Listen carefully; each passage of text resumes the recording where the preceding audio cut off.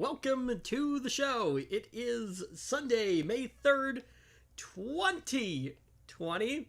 And we're back for another exciting episode of The Ram Show. Hello, Zach. How's it going? All right. So we didn't have a show last week. I have been incredibly busy with just projects in general. So due to the whole, pandemic thing and such, I have been,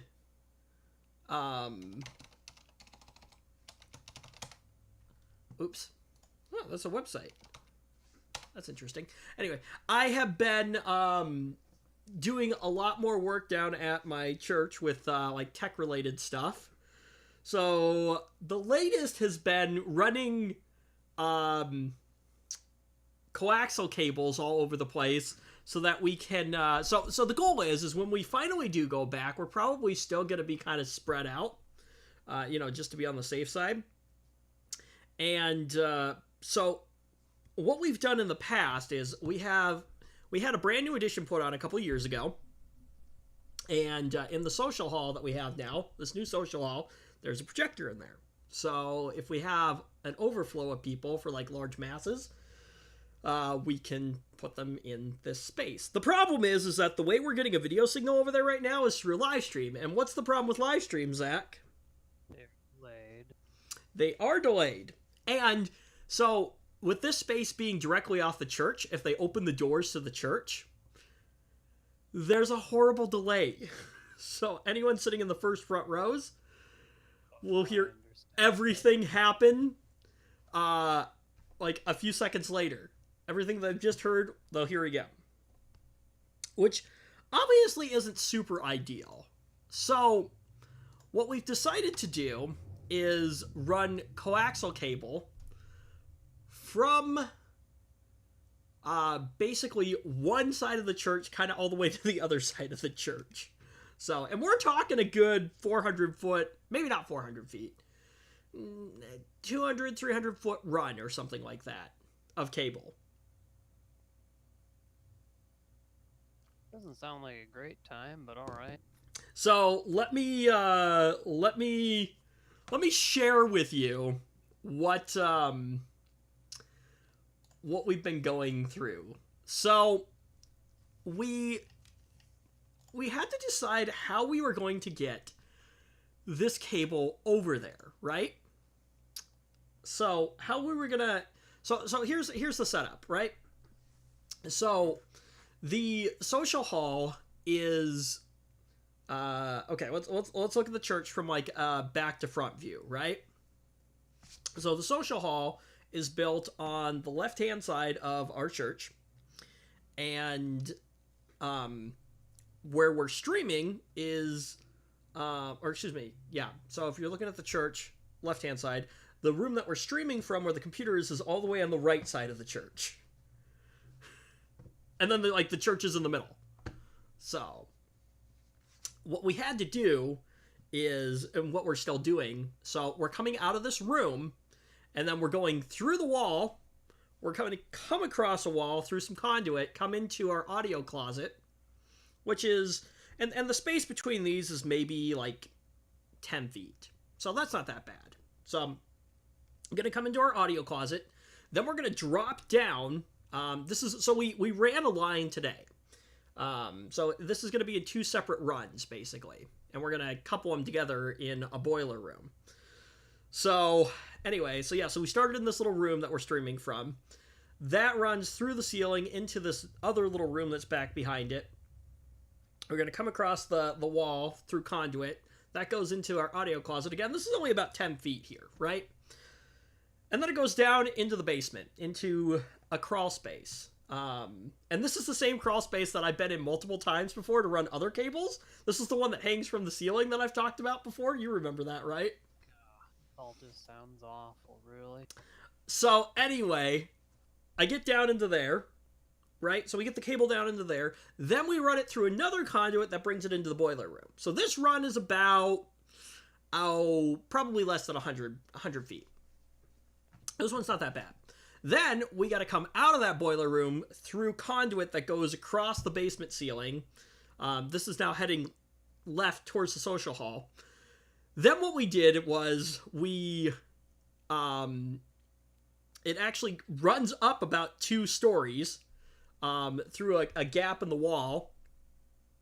And that comes up into another crawl space kind of thing, like an attic crawl space thing. And then what we had to do is we had to drill through a concrete wall to get the cable to come out of that, and then we ran it across the ceiling of the social hall. Now, luckily, the new designs that they've done, we have like these weird, they call them clouds, but they're like little sections of like a floating ceiling, basically. And then most of it is like this exposed beams and things like that. So that part was pretty easy. We just kind of like zip tied it to the beams and then ran it down through some more conduit down into this little box that or this cabinet that we'd have made for all of our like AV stuff. So, yeah. But the worst part about that run was definitely drilling a hole through like concrete cinder block wall. And then we had to fish this down into the basement. So that was fun. Not. And we had to crawl up into, like I said, this like attic crawl space kind of thing, which was like full of just like, I don't know. I feel like they went a little overboard in the insulation up there. So luckily though, somebody had put a floor up there. So that made things a lot safer to work with up there. But yeah, anyway. So that was my day. Fun story. You kind of lost me about 3 crawl spaces ago. There's 2 crawl I spaces. stopped understanding what was going on. There's 2 crawl spaces. So there's this crawl space. Oh crap! Hang on. Let me do this real quick here. Where's my? Oh, okay. I see. So I told you I was hanging from the ceiling, and if you remember correctly, on this one, I have to crawl into it. I cannot stand up. I just sent you a picture. Mm-hmm. So this is the crawl space, one of them. And this is the one that hangs from the ceiling. So I have to crawl across those boards, and then if you look, you can see some boxes towards the back. The furthest back box is where I had to go. So I had to be all the way at the other end. So, yes. And you can't stand up in here. It's not tall enough. You can't turn around. So you have to crawl in one way and then crawl back out the other. To back up. That is unfortunate. Yeah, I would not be too keen on that one, to be honest. It's kind of peaceful up there once you get past the fact that you're hanging from the ceiling. But here's the thing. So if you look, you can see the steel framing, and then that's just sheetrock underneath there. That's all it is. So the boards obviously are laid across all the supports there. And so it evens out your weight so you can crawl across them. But if you didn't have those, like, you'd have to stay on the beam somehow, and that would be pretty interesting. And if you were to put your foot or weight in the wrong spot, you'd go straight through the sheetrock. So, that's the other thing to think about. Just, if you weren't already feeling sketched out. I don't fancy going through the floor, no. So what you're telling me is, Zach, is that I would never get you to crawl up there. What's up there? Is there $1 million up there? Crawl up there for that. Never say never. Okay. What if you were working on what if I actually employed you, paid you a decent salary, and this was part of what we had to do for a project that day? That'd be a bit unfortunate. So what you're saying is you wouldn't go up? I'd have to go up. Oh. Not necessarily. Not if you're a project lead. Oh, okay, well, fine then. You're adding more factors to it then. So anyway, but yeah, so there's that one. The other one, like I said, you could actually stand up, and it was like kind of like a legit room once you got up there.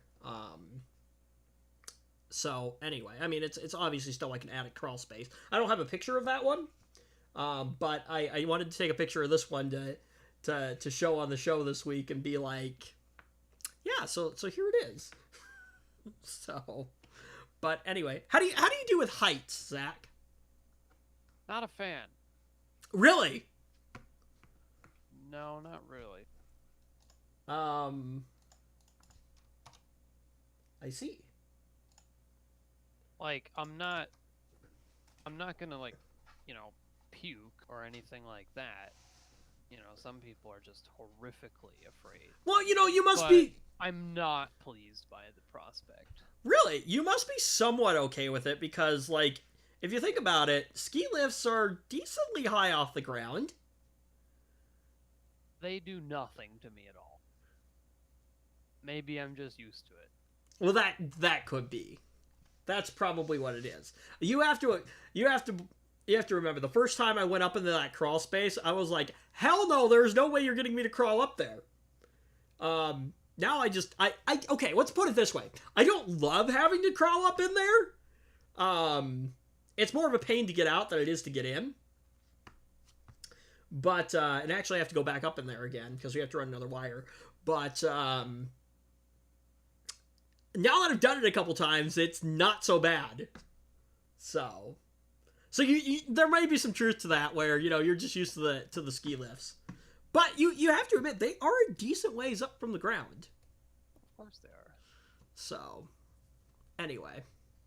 I gotta ask, because you ski more than I do. Have you seen any, like, funny things happen to, like, novice people with, like, ski lifts before? I've seen people manage to fall off getting on the ones that are extremely slow boarding speed. That's always. How do you? But I don't understand that. I've seen someone fall off at the bottom. They weren't very high up. That's it, really. Nothing. You've never seen, like, anyone, like, go around again or something like that? Oh, I've seen that, actually, yeah. So what happens? Do they have to stop it? Depends if they trip there's usually a stop lever. Oh. When it swings around, there's a stop lever where someone's feet would be. So if there were someone there, their feet would hit it. Oh, okay. I see. So. I mean, I suppose there's also an operator at the top. Hmm. But if he was, like, sleeping and maybe you really wanted to deliberately go down backwards, you could probably lift your feet above the level. So, the ones that I hate, although I learned on them, was the tow rope. Those destroy my hands. Just destroy my hands. I cannot use them. And the problem is they're not consistent. Like, they'll kind of pull you up, and then they'll be, like, slack in the line, it'll, like, stop, and then all of a sudden it'll just, like, it'll pull you again. They also do very unkind things to most gloves. Yeah, I can imagine. I can imagine. I think when I was really young, me and my mom were, like, at some kind of ski resort or something, but we weren't skiing. We had a sled, and we, like, tried to use, like, the tow rope to, like, pull us up in the sled, and it, like, threw us, like, off to the side or something like that. So yeah, that was interesting. I think that's what happened. But anyway, yeah. So I hadn't really planned much for this show this week because I was working on this project today. So and this is what is going to be happening. You know what I need to really do though is with everything that is going on right now is a perfect time for me to go around to a bunch of local churches and be like, hey, do you want a live stream?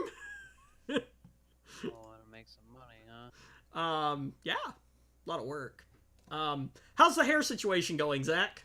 It's terrible. Mine is getting way long. I absolutely hate it. So, yeah. What about your other current situation? My job? Oh, yeah. I found a new one. Oh, okay. So for those of Already you, gonna- for those of you who don't know, Yeah, a few weeks ago I got laid off, and apparently I've heard from someone who's still working in the department that they have laid off 30 people since I was one of them. Hmm. That was, yeah, that's a lot of people, really. so don't say exactly where because we don't share that stuff. But what are you Oh, no. doing now? I'm gonna basically be doing the same job at a different company, Hmm. just a help desk tech pleb, you know, whatever, doesn't matter. But I will get paid about 20% more than I did at my previous job, so that's nice. That is nice. And I will be working at home to start because of, you know, the thing. The pandemic. So, I see. So I guess that's nice. Yeah, you know, The- one door closes, another, you know, one door closes, a window opens, or something like that. The funny thing is that when I start working, I'll be making less money because of unemployment. You know, being like bonkers with the $600. Yeah, you know what? That So I'm kind going of to get paid less, and I have to work for it. yeah. I'm in. I welcome to my world. Well, except for the bit where you know the unemployment doesn't last forever, but Yeah, whatever. welcome to my world. So, I want hazard pay because I am working in an essential business. I want hazard pay. I think that should be a thing. Anyway, so Yeah, but you know you're never gonna get it because companies are already losing a lot of money, and they're already stingy. not if you're an essential worker. Yeah, sure. Like our sales have been down Of slightly, course. but like we're still doing okay. Like, so yeah, things have been a little bit slower, but Yeah, well, you'll never get hazard pay unless the law says you have to. no, yeah, I know. Anyway, so this is not a political show though, so we're gonna quit that talk. So anyway, let's talk about a system build real quick. What do you think? You like talking about hardware? Yeah. Yeah, you like talking about hardware. It's gonna be a little bit of a different style show this week. Is this the one we were supposed to do 2 weeks ago and you didn't send it to me? Yeah, I've been busy. Alright, fine. So let me get a link for you. That's not what I want. Ah, here we go. Cool. Okay.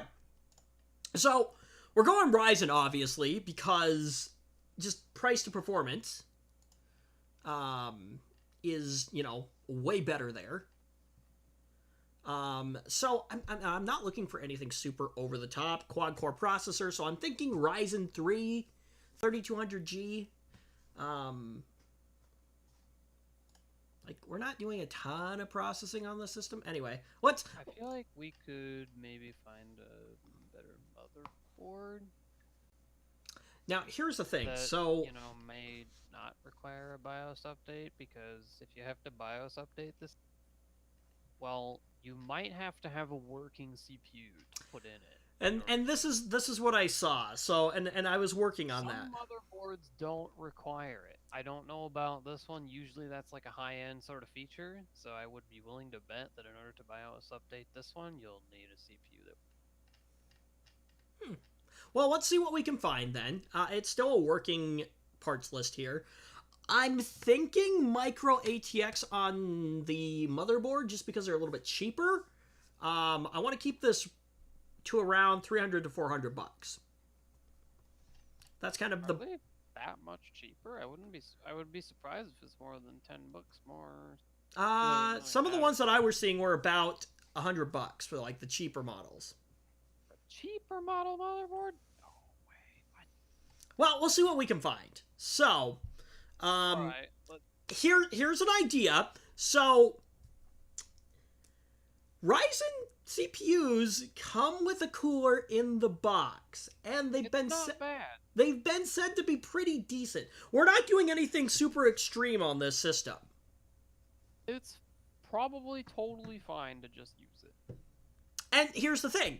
If we have problems with thermals, we can always add a cooler later. Of course. So that's why there's no cooler on my list here. So let's pull this up here. Oh, goodness gracious. What? Oh. I'm a dork. What? There we go. Okay, cool. Yeah. So let's pull this up here. On there. There we go. Okay. So yeah, so there is no CPU cooler on this list here. Okay, so maybe a better motherboard. Memory, we don't need anything extreme. Probably 8 gigs is going to be fine. B450 motherboard for $73. That'll do, I'm sure. Sweet, shoot me a link. What do we got for a form factor on it? It's a micro ATX. Okay. Yeah, shoot me a link. We'll take a look. Yeah, so That's what I found. So I got some Patriot Viper, 8 gig kit here. We already have a hard drive, and we already have a graphics card. Now, the graphics card is not a great graphics card. It's a GTX 730. Technically speaking, those lower end cards don't even have the X branding at the end. Or, excuse me, yeah, I added an X by accident. I added an X by accident, but nitpick. Yeah, we got a GT 730 2GB version. You know what? This power supply looks too expensive for what it is. Oh, it's a semi-modular. Okay, that's not. Yes. So here's the thing. But If you know we're what? We can still do better than that. Here's the thing. I'm looking for either a semi-modular or fully modular power supply, and here's why. Is because for cable management, it's just way easier. Especially if we went with... Now, I've got an ATX mid-tower case on here. We could go a micro ATX case, and the thing is, if we go micro ATX on the case, I don't want a ton of extra cables from the power supply cluttering things up. So, because we just don't need them. No RGB is needed, no side panels, nothing like that. Just a plain case, which is why I've got the Corsair 200R ATX mid-tower case in here.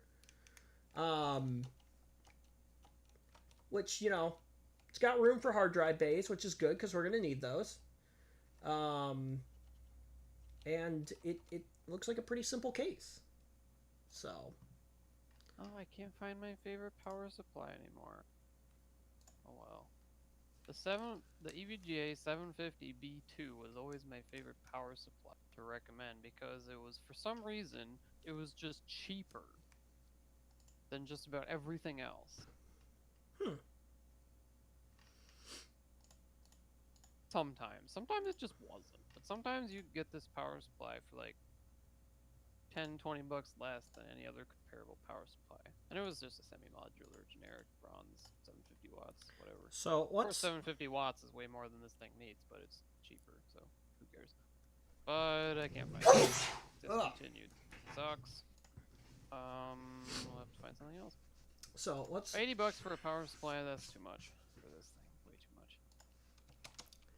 And the thing is that it doesn't need to have that much power. Oh no, it needs like nowhere even near 500 watts. Right, and this is the problem.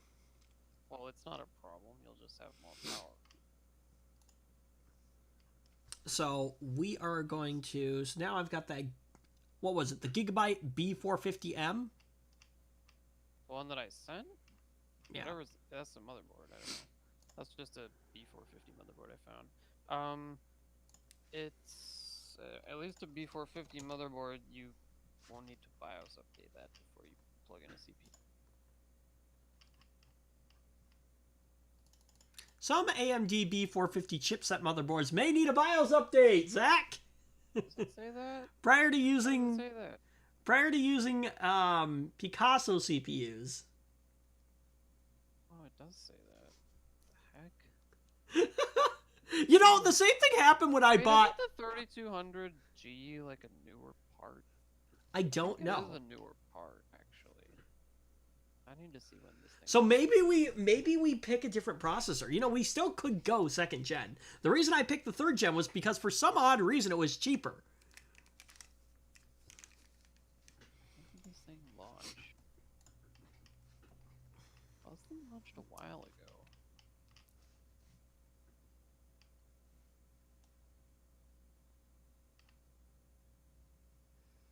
Ooh, here's the thing though. We're closer to that. We're closer to the or the $400 price point now on this. See, here's the challenge: is to build The motherboard that you had selected was not even showing a price. Oh, was it not?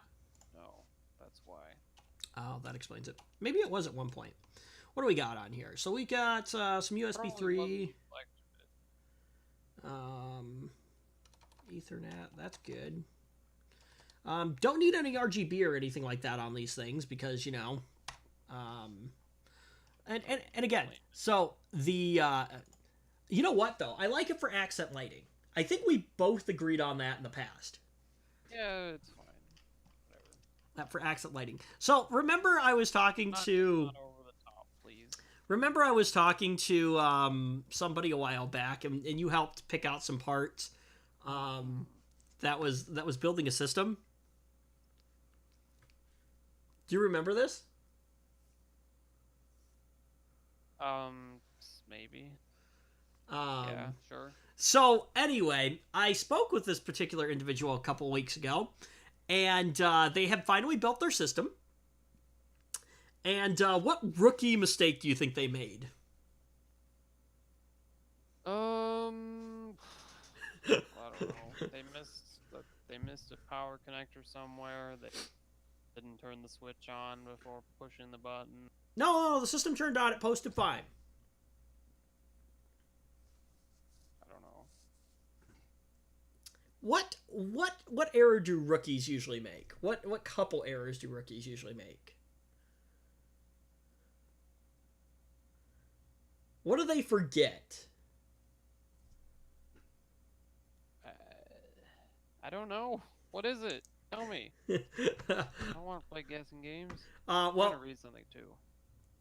you want to what? I was trying to read something too. Oh, okay. Don't want to play the guessing games while I'm reading. Never mind. I was gonna say because I saw the this is gonna sound a little crazy, but the Intel i3s, the new i3s Gen 10, they're gonna be quad cores with hyper-threading. That's nice. That might be worth consideration, but at least they're gonna be for once comparable to their competition. To their competition. So That's good. you know, it'll be interesting to see what happens with Intel and see if they build some more kind of comparable counterparts to the AMD stuff right now. Well, the highest end Gen 10 CPU was a 10 core 20 thread. So they've got a ways to go still, given that, you know, the highest end AM4 CPU is a 16 core part. And like Threadripper is up to like 32, isn't it? Threadripper is on a different socket though. Well, that's true, but well, I guess Threadripper is up to like redonkulous core counts. yeah, I'm not sure what the Xenons are up to right now because those would be like the equivalent chips. Well, no. Xeon's competition is Epic. Oh, is it? Threadripper's competition is like the i9 lineup because Threadripper is for the high-end desktop and Epic is for the server. Yep, you're right. You're right. Well, there are workstations that use Xeon processors, though. Of course there are. And Xeon, I guess Xeon is just kind of like, well, okay, workstations, yes. But i9 is the high-end desktop, like, consumer market thing, you know, now. Xeon is generally marketed towards business. And what do we got on the Core i9s too? Oh, by the way, so yes, the rookie mistake that that this individual made had to do with memory. I'll give you an even. Hey, you put them in the wrong channels. Yep. So he had them in single channel mode. It wasn't until they got into the BIOS and there was a... Now, this is cool. The BIOS actually said, hey, by the way, you got your memory in single channel mode. Fair enough, I guess. So, he remembered the IO shield, though. I mean, I think a lot of rookies forget the IO shield, don't they? It's a bit difficult to forget. At least, I would think. I've seen it happen before. Remember, the Verge forgot the Verge forgot to put the IO shield Yeah, in. but the Verge did, like, everything wrong. The Verge was horrible. Make sure you grab your tweezers, Zach. Oh. Oh, and your Livestrong. What I'm saying is that's not a high bar. And your Livestrong bracelet. Oh,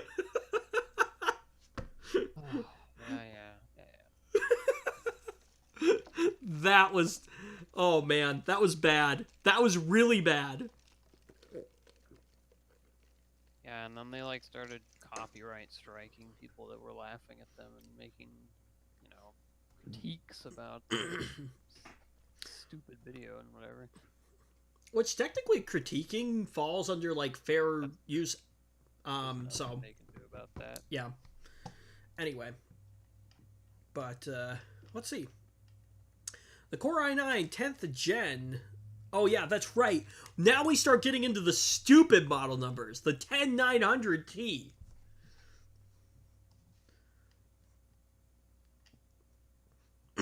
Let's see. Yeah, the 10900T. 10 cores, 20 threads, 4.6 gigahertz max turbo frequency. And pricing is unavailable. Okay, so let's look at something. Okay, the Core i9 9900KS, which is an 8-core, 16-thread processor. Wow, really? 5 gigahertz max turbo frequency? I think that's on one core. I was gonna say, on There's how a many cores? There's a lower one, which is still quite decent. I think it's like 4.5 or something. It will do on all cores. Although it is deceptive how they say, wow, this is 5 gigahertz. Well, not really. Yeah, on a single core. Yeah. And the pricing on it. Any guesses how much that will, for the privilege of owning an Intel chip? $350. Oh no, you're way off. Really? Because I thought that one was comparable to the, No, we're talking the 9900KS. Oh, the 9900 KS. Wait, but this is... Oh, no. I thought we were talking about the... I thought we were talking about the Gen 10, which is coming out. Oh no, pricing is unavailable for that right now. I thought there was some numbers floating around. Well, there might be some numbers floating around. I'm on Intel's website right now, though. Oh, okay. Whatever. Oh, that one's like $500, isn't it? $699.99. Okay, yeah, that's delusional. Right? You know what's funny though? And so I'm sitting on an 8-core processor right now. I got a freaking 3900X on launch day for $200 less than that. How many cores do you have? You got like 12, don't you? 12, yeah. I know. Screw you. It's okay. I still have fiber. It's don't okay. Worry. You can pick one up too and slide it right into your existing mother. This is true. It's okay though. I have fiber to the house. Blah blah. See, here's the thing. Zach can give me crap all he wants about how his system is technically better than mine. But the one thing I still hold over Zach is my internet. So, you have my sympathy. I'm glad. It does suck though. Like, if you could only imagine, well, I was gonna say if you could only imagine, but just what you wouldn't give to have fiber to your house, would you? Oh, it'd be nice. So honestly, I take it for granted, and I forget just how bad internet really is for some people. because I genuinely am kind of spoiled with that. So thankful to have a decent connection, which is really awesome. Anyway, so I actually just set up a Plex server. Well, I've had a Plex server for a while, but I've been using it more now that all of us have been quarantined at home, and so having that, and then wanting to share it with other people, having a good connection is kind of important for that. Or All right, so I do for myself. Let's see. Hold on.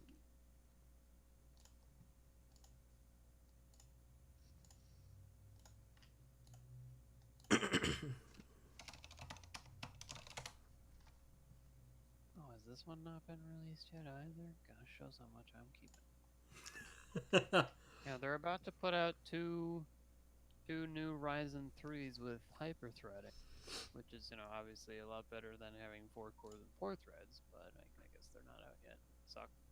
So, did we find a different motherboard that is going to tell us that we don't need a BIOS update? Probably not. You're probably not going to unless you look at a high-end motherboard. So, what do you think then? Do we risk it? Let's say we plug in an X570. Oh yeah, there you go. That works fine.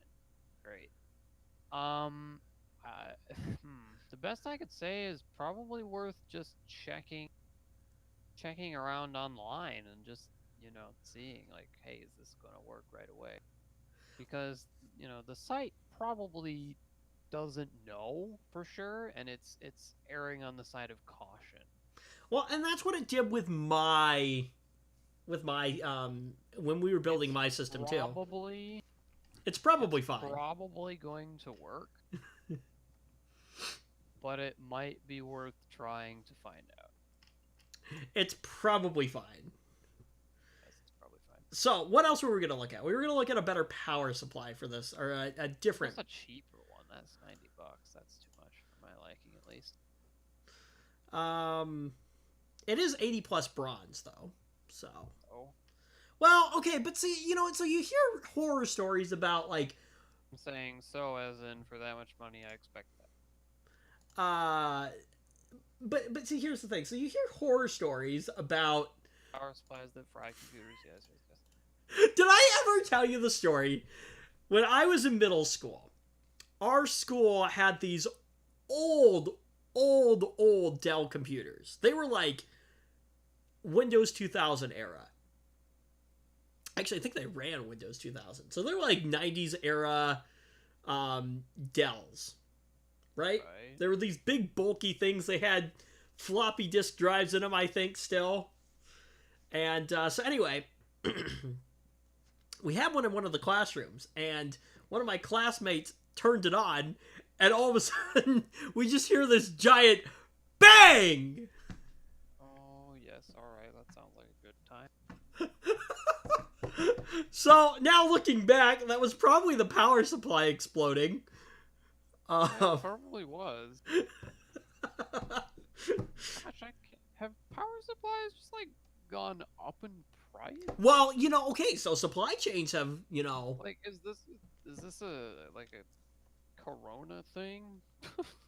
It could be. Why these are costing more money? Because like when you first showed me that, I saw $90 for a 500-watt semi-modular, and I was like just scoffing at that. But can't find anything cheaper that's modular. At least you said you wanted it to be modular.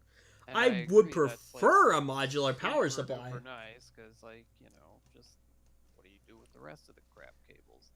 Right. I don't really want to stuff them somewhere in the case. I mean, I suppose I could, but it'd be nicer I totally agree with you. So I don't know. Maybe you're just gonna have to stick with it. So here's the thing. It does seem to me like they are generally just more expensive, unless you want to go with this like $25 Raid Max XT. That sounds pretty good.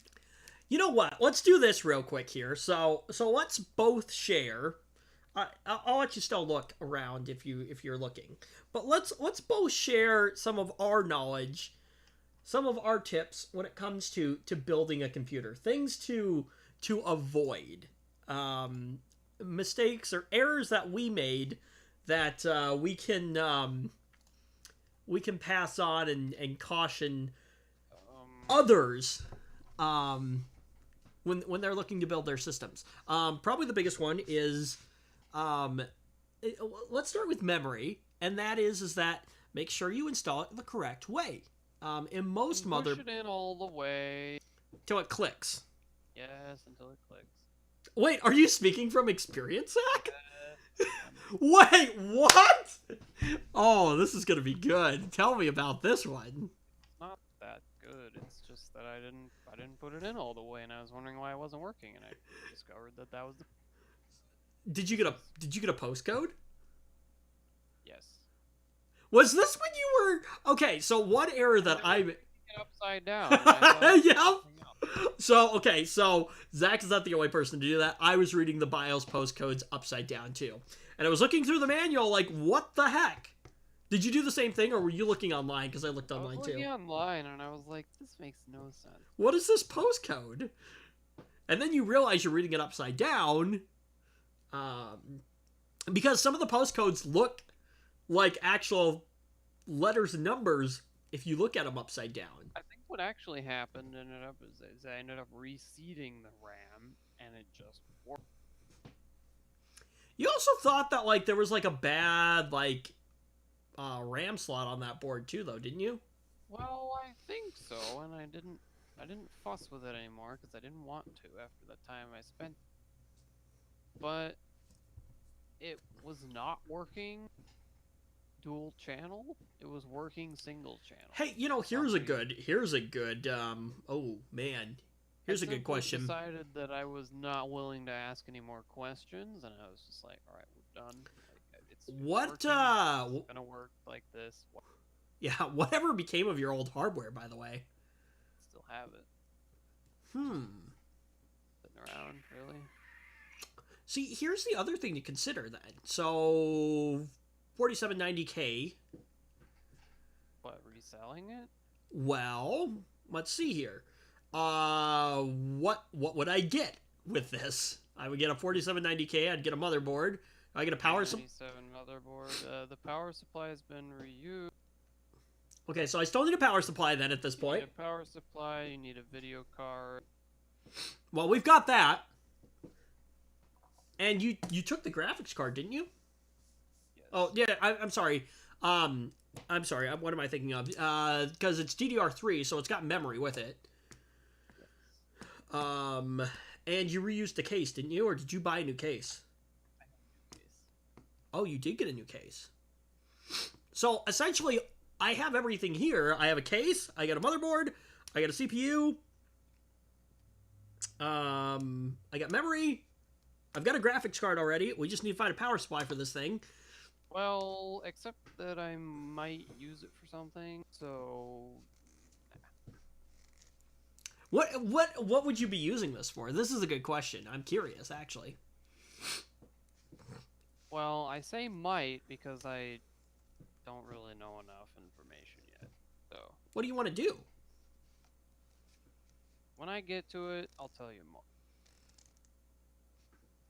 Okay. Or you're not going to say on stream and you'll tell me later, or you're just not sure. No, I actually just it's just a thought really right now. See, I'm curious now, though. You've got me wondering. But anyway, this is like my territory. And if I put it together, I'll tell you about it. Don't worry. But I want to know. You can't, like, bring it up and then not tell me. Anyway, we'll talk about it later. Well, you forced my hand by telling me you wanted to buy it.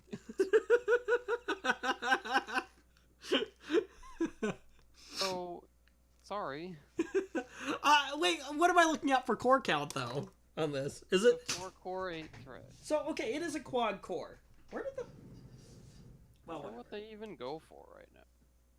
That's a good question. Like, can I... And here's a good question. Can I build something cheaper than... You actually could do like one of those eBay builds. You know, it might work.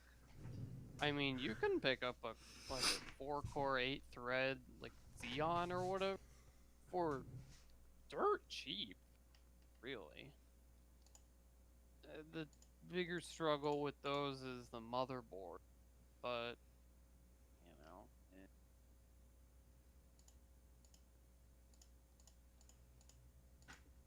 Wait, I'm sorry. I tuned out for a second. What were you saying?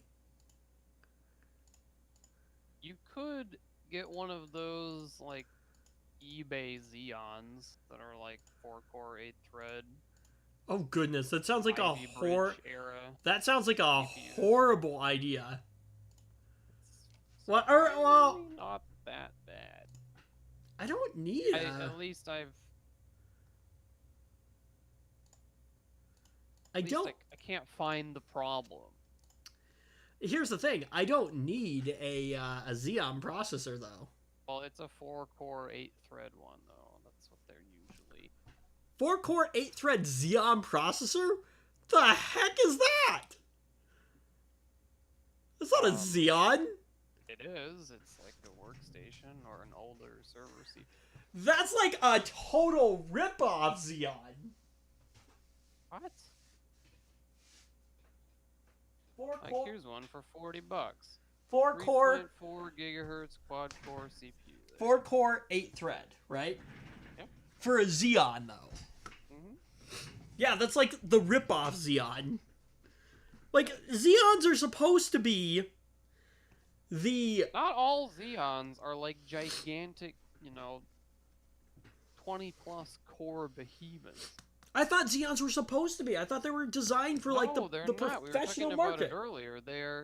We were talking about it earlier. Like a workstation type Xeon or a lower tier server Xeon for like a dual socket something, from like 8-9 years ago is gonna look like that. That's where these are coming from. These are usually coming from old servers, old workstations. But you say the hard part is finding a motherboard for them. I think, at least, I've never actually set out to build a system with one of these. I've been told that that's typically more difficult than finding a CPU that's applicable. I just went on eBay and searched Xeon CPU, and I've already found a quad-core, older generation random chip for $40, which is less than half the price, or more like less than a third even of the going rate on a 4790K, which is also a 4-core 8-thread CPU. And it's even less than that Ryzen yet picked up. Of course, the drawback is that you have to use an old motherboard. See, does it make sense to spend a little bit more money up front and get two hardware? Xeon E5 2643. Oh, these are 2011 sockets. That will be a motherboard struggle. But these two CPUs will cost you $22.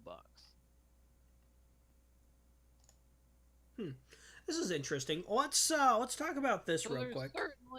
There are certainly some opportunities on the used hardware market, and I've known about this for a while. And every now and then I'll just go and surf a little, and I'll think, wow, that's a good deal, and then I'll just think to myself, I have no use for this.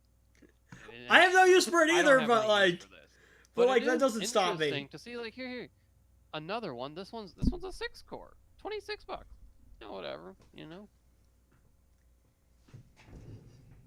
But yeah, the motherboard. God. All right, let's say we want to pick out a. All right, this is an LGA 2011 CPU. Oh boy. Ooh, going back to LGAs. I'm not used to talking about. I'm not used to talking. Back to LGA. Are we still on that socket? No, LGA stands for Land Grid Array, which means the pins are on the socket, and it's what Intel chips. PGA, Pin Grid Array. Oh, is that? Yeah. CPUs use and have used for a very long time, as have Intel, very long time used LGA, and the pins are on the CPU.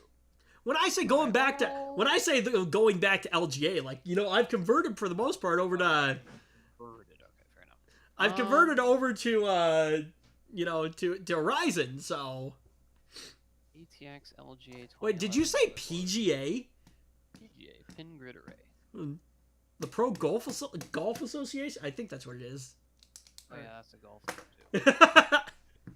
Well, it's also a type of CPU socket. So, okay, when I worked for the TV station, golf, ugh, horrible. Except for the Masters. Because you know what was nice about the Masters? Is that CBS buys out the entire block. Like, they buy all the advertisement in it. So, you basically just make sure the station's on the air, and you're good. Okay, well, there's actually some interesting motherboards I can find for 2011 socket. All right, let's do Form this. Factors are always questionable. Let's talk about. Let's put that on hold for a second. Let's talk about. We're kind of going down a rabbit hole. Let's actually talk about some tech topics this week. And if nothing. All right, sure. And if nothing else, we gotta cover Microsoft news real quick here. So the Xbox Series X is still set to launch on schedule, but games could be delayed. What, because of coronavirus? I'm imagining so. So Microsoft's Xbox chief, Phil Spencer, says the company's next generation Xbox Series X console is still on schedule for later this year, but game production is a little more of an unknown. In an interview with CNBC, Spencer notes that there could be some impact to Xbox Series X schedules, but that the teams are doing a very good job with keeping our hardware on track, and overall we're in line with where they thought they would be. Here's an interesting thing, is maybe this isn't... See, I'm not a console gamer. I'm not really a gamer at all. So, to me, I don't own a console. this sounds kind of comical that they're going to launch this new console, but that there's not going to be games for it. Now, and I'm sure there's backwards compatibility. Well, there is, and I'm sure it will run older, well, quote-unquote older, at least, games that are older than the console, at a higher standard of performance. But I also believe that there is going to be some developer interaction that's going to be needed there. Because, you can't, obviously games are going to need to be updated to, say, well, hey, we're running on this more powerful console. These are the new graphics settings. This is the new target frame rate that we're trying to achieve, whatever. But, yeah, I'm sure there will be performance improvements. That's all. Now, I think that, it's said that 4K 60 FPS might be a thing for some games, which is fairly impressive. that is pretty impressive. It is. I mean, it's probably not going to be that consistent. Let me ask you something though. So have you seen what the Xbox X Series looks like? Yes. Yeah. So here's the It's picture. kind of like, it reminds me of a Mac Pro, except it's kind of square instead of round. Reminds you It of a looks Mac. like a square trash can instead of a circular. It reminds you of a Mac Pro. And what is a Mac Pro, Zach? a trash can. Well, it's a no. square trash can. Okay, but at its base, what is it? For better or for worse, it's still what?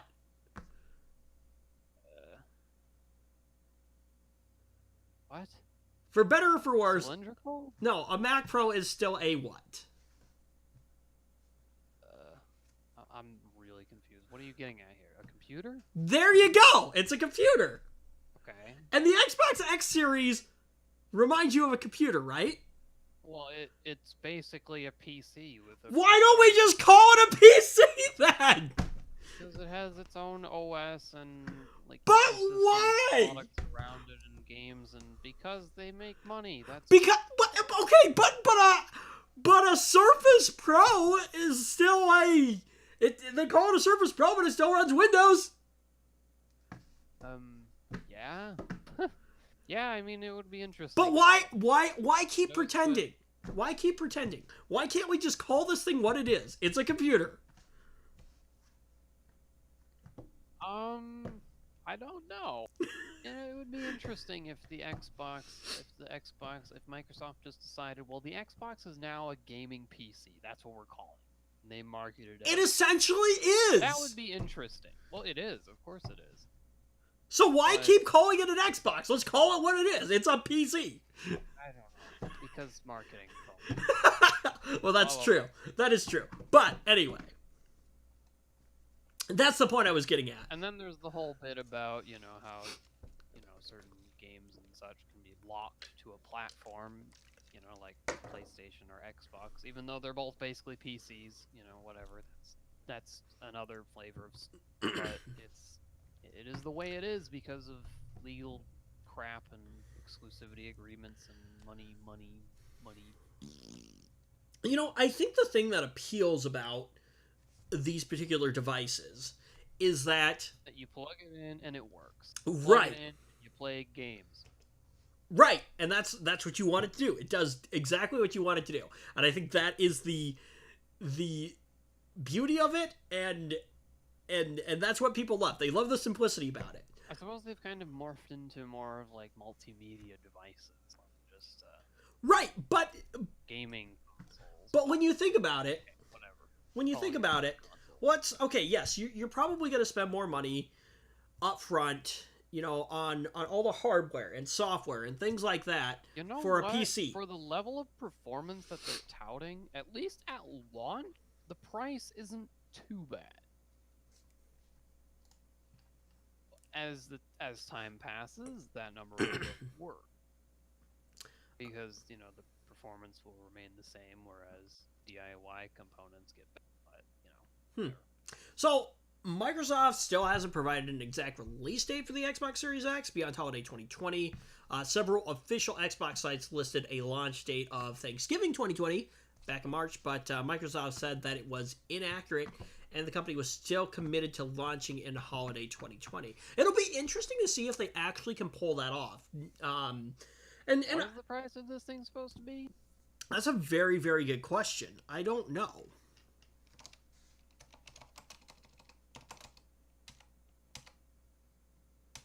Well, if nothing else, I actually think that the margins on these things are very, very slim, if non-existent. Oh, I'm They're sure. making their money off of the software that people are buying. Price to be determined. I don't know if we have any leaks or anything. It doesn't matter. Not like I'll buy it anyway.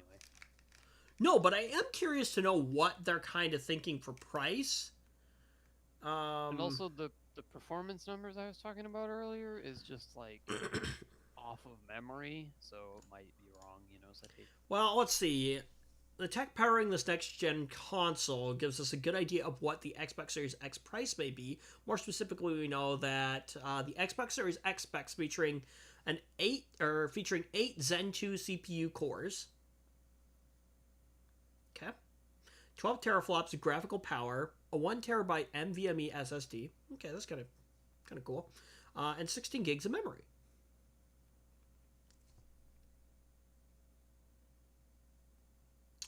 Well, for what it's worth, an RTX 2080 Ti, which is like, the big boy from NVIDIA right now, has 13.45 teraflops of raw oomph. And how much does one set you back? Probably significantly more than an Xbox. This is but, probably like, true. Nearly $1,000. So what's interesting is that and I don't know. So But again, that number is not everything. well, that's true. And some of that is name recognition and things like that, but it's Also- interesting. So let's see. Maybe a more apt comparison is the RX Vega 64, which is said to have 12.66 according to this, and that's probably a better comparison because of the fact that the GPU in the Xbox is AMD. It's interesting that that's interesting. It's interesting. Although it is a Navi GPU, not a Vega architecture. It's interesting though that you can purchase a fully functioning gaming device with 12 teraflops of graphical power in it, and so this is what makes me wonder is how is Microsoft gaining that level of graphical power when a graphics card alone is about the price of what this thing is? Well, upon further inspection, the 2080 Ti was not a very good comparison because a Vega 64 will cost you nowhere near that much. So what does a Vega 64 cost you? Didn't we determine though that Vega cards were not great for gaming? They are not great, no. But the GPU in the Xbox is not a Vega GPU. It is a newer architecture, so we're not worried about that. RX Vega 64. Well, they're barely being sold, but here's one for about $500. Which is probably about what this thing will cost you at launch. Yeah. I wouldn't even be surprised if at launch this thing is sold at a loss because they know they'll make more money back off of the games and such that people buy. And that's true. You know, I don't have much experience as like I a believe product that manager or anything like that, but that could be I true. believe that when it launched, the PlayStation 4 was sold at a slight loss for that exact reason. I think. I seem to remember something like that. Citation needed. Yeah. So back to this article real quick here. Xbox game developers are now mostly working from home, creating and sharing assets that are often gigabytes in size over U.S. home internet connections. Ooh, that's rough. An obvious challenge. Yeah. On the game production side, we're learning every day, admits Spencer. I still feel good about it, but I also need to make sure that the security and safety of the teams is the most important thing, and not underlie or and not early push when things just aren't ready. See, so this is what makes this interesting, though. This could be a very interesting launch for Microsoft because some of the hype, I think, of a new console is also some of the new games that go along with it. And so if you all of a sudden have a new... So you know, what's the point then? So does it make sense for Microsoft to release this thing without any new games, possibly? Or should they wait? I have no idea.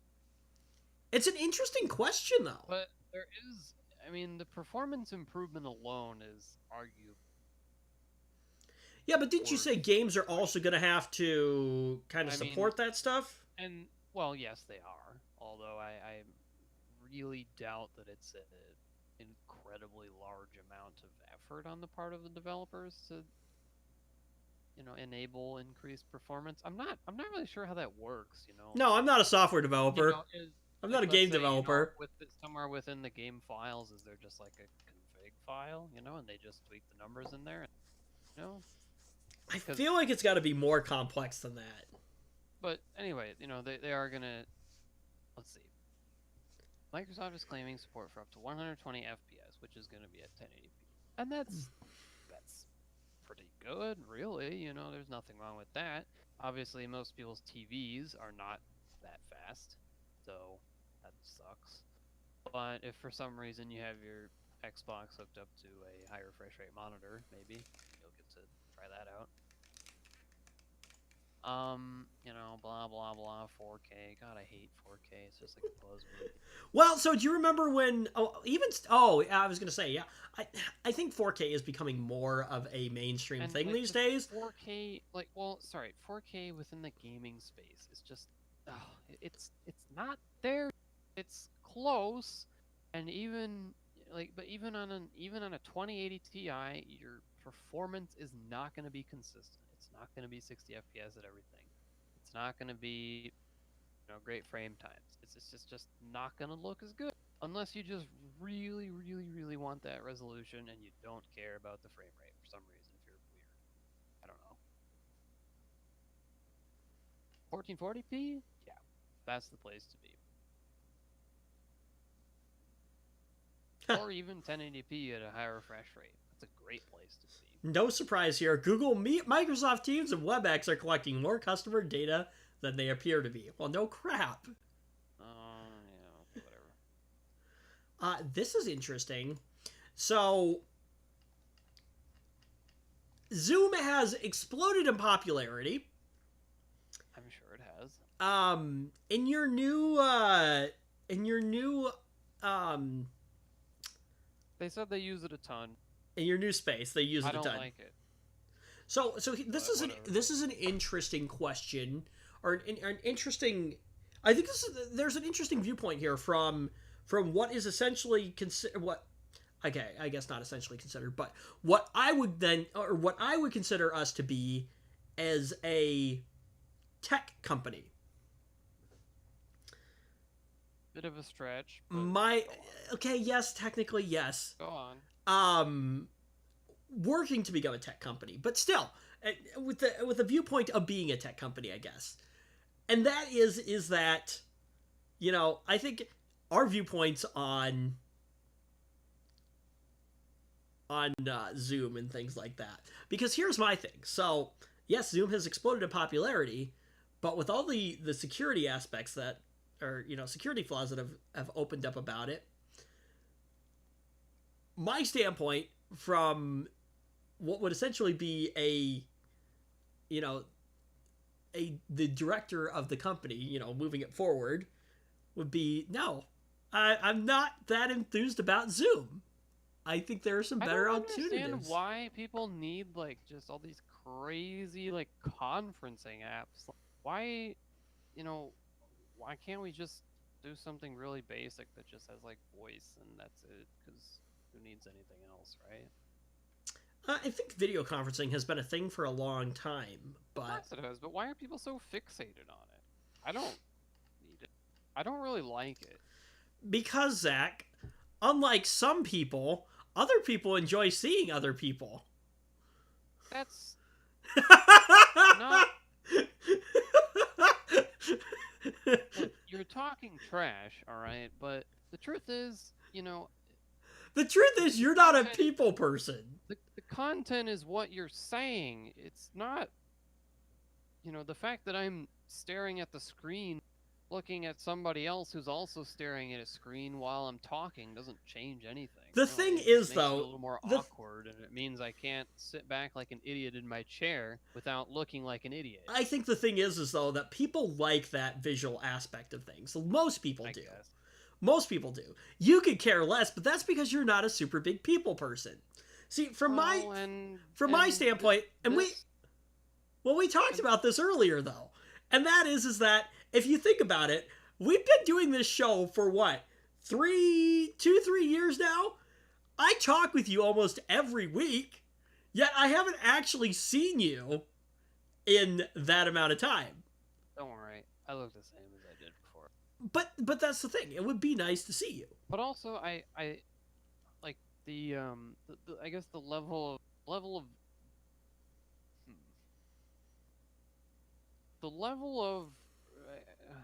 where am I going with this?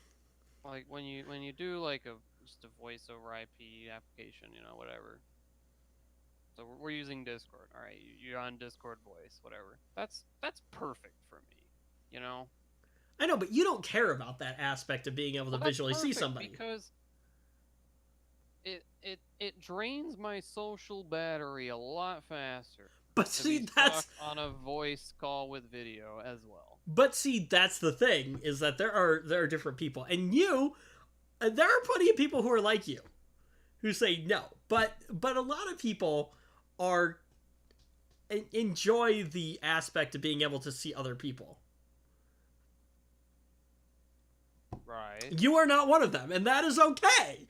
But that is what people's fascination is about it.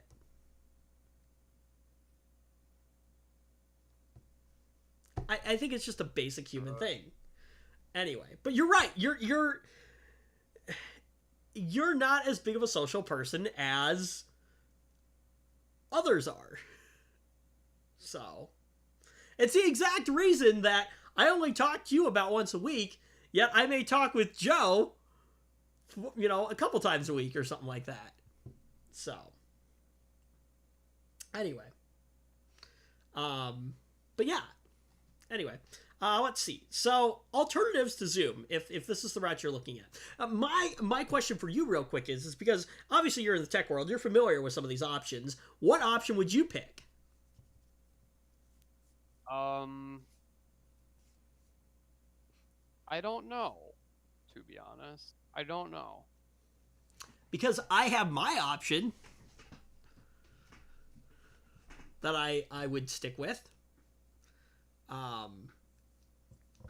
But anyway, I haven't actually used it, but I know it's widely used, and it's from a company that actually there are a couple options that I would use. But let's go through these real quick here.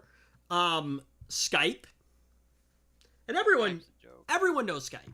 I think Microsoft has worked to improve it a decent amount, but yeah, so Skype is an option. We've got WebEx from Cisco, Google Meet, and then we start getting into all these interesting options because Google has Google Meet, Google Hangouts. There's Duo. Let's see here. But yeah, let's see what else. Starleaf. I've never heard of Starleaf before. Jitsi Meet.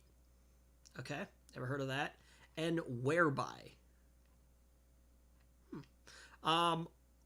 Slack also has video conferencing features in it. Apparently Discord has now built it in. I saw that earlier. Discord's nice, but it's not really an enterprise-oriented solution. No, it's not. And Microsoft Teams. Discord is actually just like Slack for not.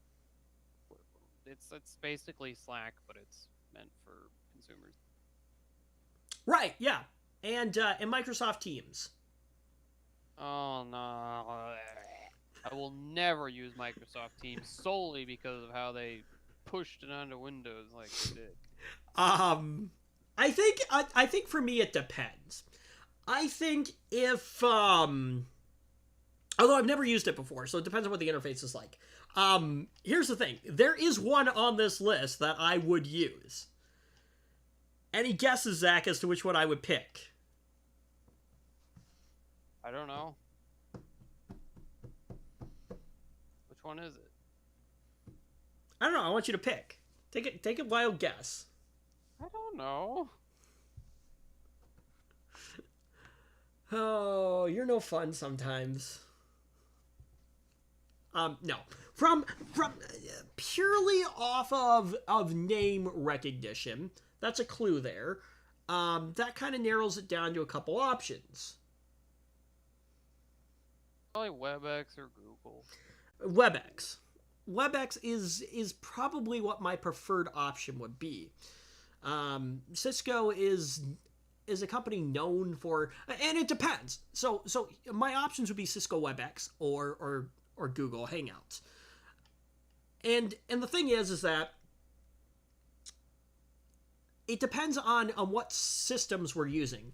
If we're embedded into, we're not currently, but if we were embedded into the Google ecosystem already, which could be a very possible thing, if we were to actually build out a company a little bit more, then obviously it's built right into our apps and it makes sense, in our tool set. Otherwise, I think WebEx is a great way to go, just because of the recognition of it, and Cisco knows what they're doing. They've been around long enough. So, anyway, so those are my options there. If Zoom can figure out, and I've used Zoom, I think it's all right, but it's just it's like when NordVPN was exposed for all the security issues that it had. And you saw a lot of the tech community say, we are no longer endorsing this product. So, the same thing kind of applies here. You know what I mean? It's like, I can't. Why me, somebody in the tech community, who wants to be taken seriously? Why would I, endorse a product that was known to have issues, especially VPN? You know what I mean? Yeah, that's kind of. It doesn't make me look. It's a product marketed for security conscious people. It doesn't make me look good to support a company that.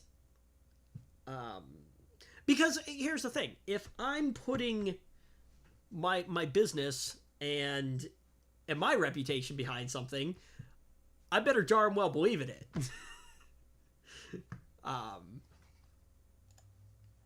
But yeah, so there's that. Let's see.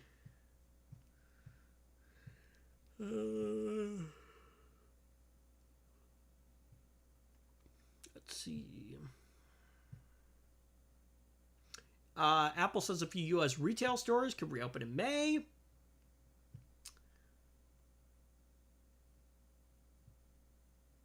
Ha! Reddit removes chat room feature after 1 day due to site-wide bug, Zach. Who even wanted that feature? I don't know. Remember how Reddit announced the other day that it was introducing built-in subreddit chat rooms? Yeah, never mind on that. I didn't know about that, but I wouldn't have used it anyway. Alright, fair enough. The announcement came... Why was that a thing? Like, that's just... Oh man, that's just... No. Who's gonna use that? The announcement came after a slew of Redditors protested the introduction of the Start Chatting button in their communities. Reddit initially said that the feature would roll out to around 50% of safe for work subreddits to start, and that companies particularly vulnerable to abuse would not be included. However, subreddit moderators were not given the opportunity to opt out and did not have oversight to run the chat rooms, according to their community rules, with the responsibility given to Reddit's own administrators instead. A number of moderators protested Reddit's approach and criticized it for putting subreddits, especially those that give voices to victims of sexual assault and other vulnerable communities, at risk by potentially opening up chat features to trolls and those eager to commit fraud or abuse. Yeah, that, and I was just thinking about that, like why would you ever, like, even just set foot in a public, like, chat room in a random subreddit? Like, ugh, like, that's just asking to just run into some random troll or whatever. Like, come on. Who thought this was a good idea? Somebody. Who thought this was a good idea? Come on. You know it was going to happen. Yeah, putting subreddits, especially those that give voices to victims of sexual assault and other vulnerable communities. Those for this rollout? Are you serious? As moderators, we are unpaid volunteers who work to build the community which reflects our values and visions, wrote a moderator of r/ask historians in a message to Reddit admins. In the past, we have always been promised control over shaping that community by the site admins, and despite missteps at points, it is a promise we have trusted. Clearly, we were wrong to do so, and it has broken the trust in a far worse way than any previous undesired feature that admins have thrust upon us. Oh, God, just the stupid. It doesn't matter. Reddit, it wouldn't mean anything to me. I just wouldn't use it. Reddit has now confirmed that it has disabled the feature, given the issues and concerns expressed by our users and moderators. Throughout the last 24 hours, we've made the decision to disable Start Chatting so we can reassess our rollout plan and evolve the product to meet the needs of our community. What? Who was asking for this? That's what I really want to know, is who wanted this? I don't know. I didn't know Reddit was supposed to be like chat. I didn't know like Reddit was supposed to have like chat rooms in it. I thought it was supposed to be like forums, basically. Yeah. like a and giant form. Why is it trying to be something else? Well, Evolution. whatever. Evolution. Blew up in their face, though, right now. I remember they had that weird thing where you, like, on the front page, you could just, like, join a random live stream. That was weird. Really? Yeah. I don't know what the purpose of it was. Besides, like, 5 minutes of mild amusement. Flipping through the random streams. There will be no Fortnite World Cup in 2020. Okay, who cares? Oh, no! What do we do? Let's see. I'm sure someone is devastated. Oh, I'm sure.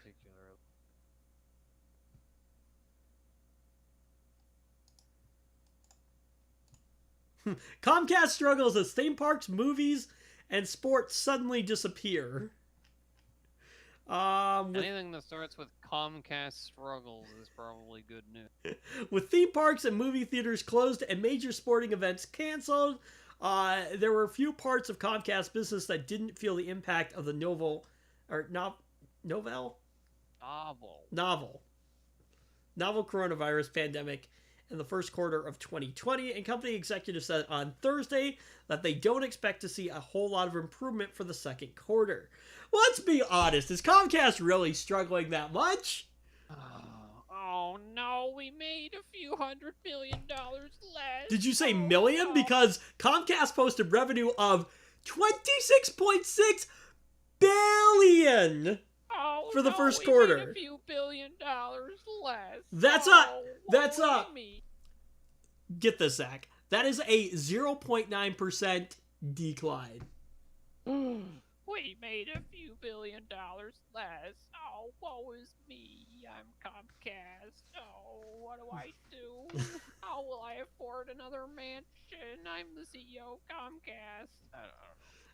That's just what I imagine the, important people to be like. Oh, my mansion. Oh, my private jet. Oh, I wanted the newer one. So basically this meant less for there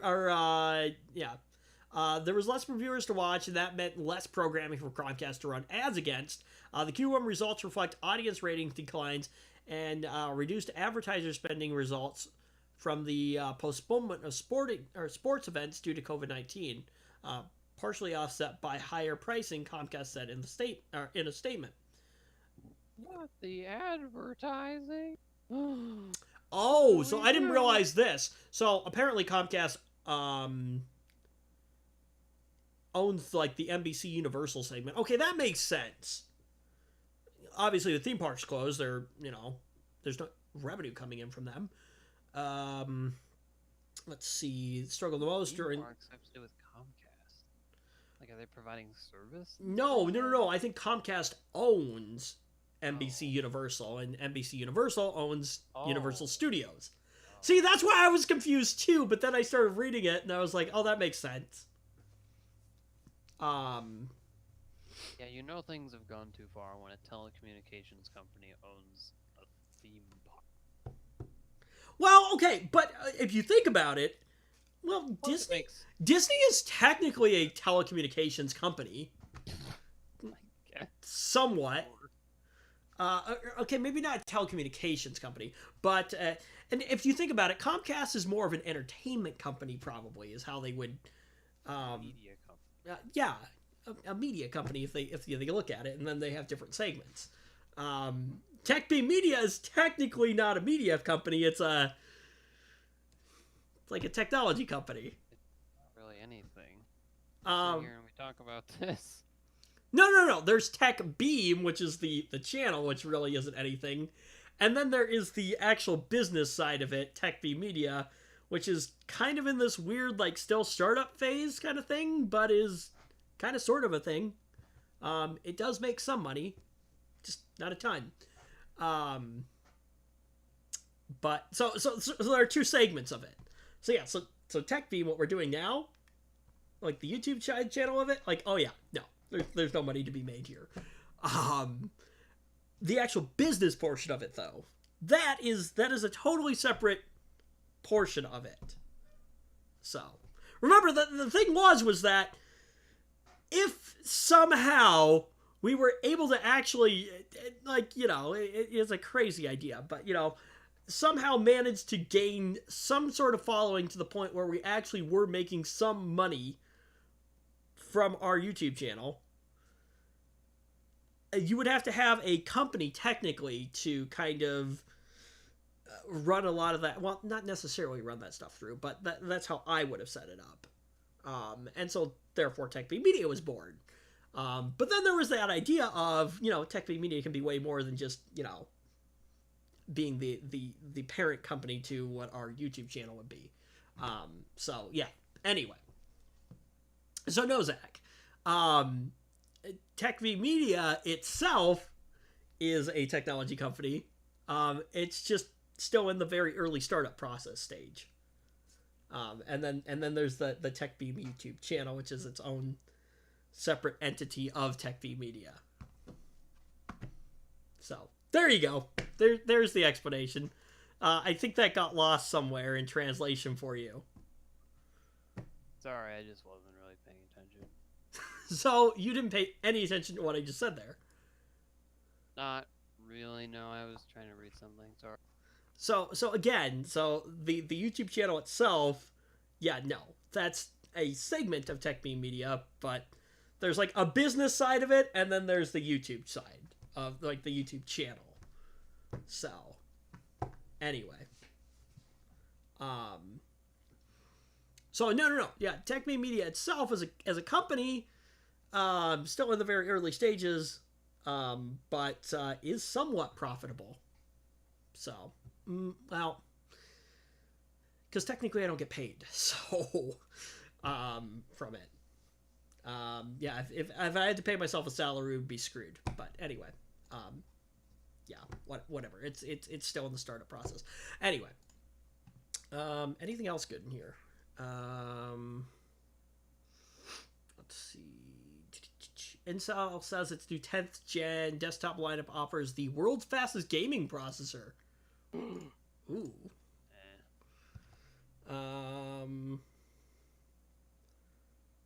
Top lineup at this point. So 1010 chips are on or have been released to almost all of its laptop lineup, or has okay.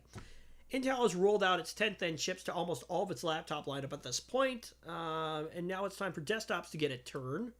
The company has announced its latest Comet Lake S processors across its i9, i7, i5, and i3 lineups. Leading the range is the new Core i9 1090K 10900K. What the heck, Microsoft? The 10900K. Or well, it's almost as stupid as what Microsoft would do. So you know. That's like exactly something you would see from Microsoft. So, oh, that's right. No, Microsoft just comes up with stupid names. Oh, it's the May 2020, you know, Windows 10 update, because we can't come up with any better name for it. At least Intel comes up with like Comet Lake and Coffee Lake and all this other stuff. So, anyway, let's see. So the new 10900K i9 processor, yeah, 10 cores, 20 threads, 125 watt TDP. Okay. Is that a question? It's a question as to whether, like, is that good? Is that bad? I don't know. I don't really have anything to compare it to. Boosted speeds of up to 5.3 gigahertz, and according to Intel, it's the world's fastest gaming processor. On one core. I was just going to ask. I wonder what that is. Is it on a single core? Definitely one core. Yeah, and what's the thing going to cost you, right? Probably similarly priced to a 9900K. And despite that 10th gen moniker, Like Intel's recent high-performance H-series laptop chips, the new desktop lineup still relies on Intel's 14 nanometers Skylake architecture.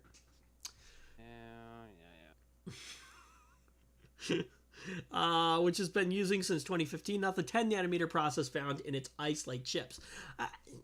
Why is Intel still stuck?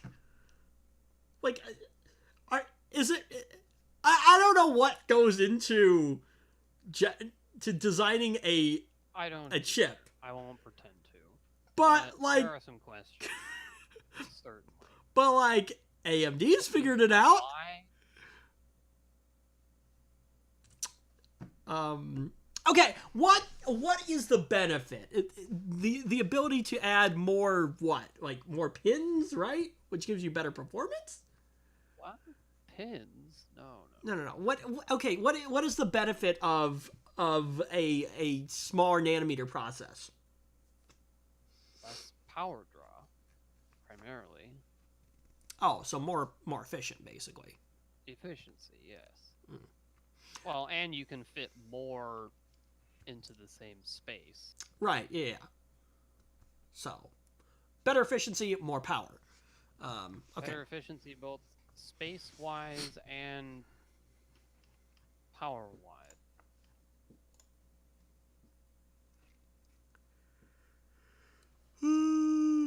Anything else interesting before we go? Raspberry Pi announces a $50 12 megapixel camera with interchangeable lenses. That's kind of cool.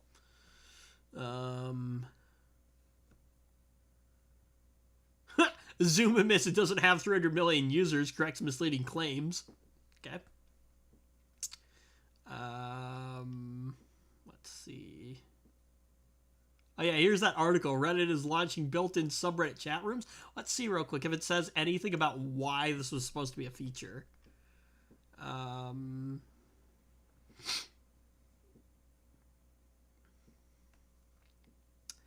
Will randomly sort users of popular subreddits into small private group chats. Reddit says the feature is rolling out to around 50% of the Safe for Work subreddits this week. Let's see. Let's focus on chat.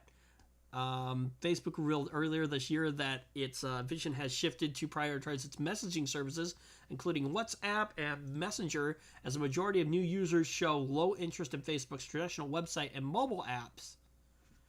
So it's a way for them to evolve and be more relevant, I guess. So,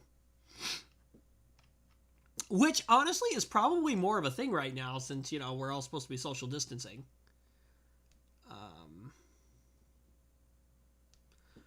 Microsoft Teams jumped 70% to 75 million daily active users. Okay. Well, rip for all of those people. Yeah. Cool. All right, I don't really have anything else, so we didn't really have anything planned for the show this week, but anyway. Yeah. So, we'll see what happens next week. Maybe I'll have things better planned. Maybe I won't. I don't know. It just depends on what I got going on. I got a lot of projects. So, anyway. Yeah. Thanks for joining. If you liked, thumbs up. If you didn't, thumbs down. Get subscribed down below if you haven't done that already. And, yeah, we'll talk to you next week. Bye!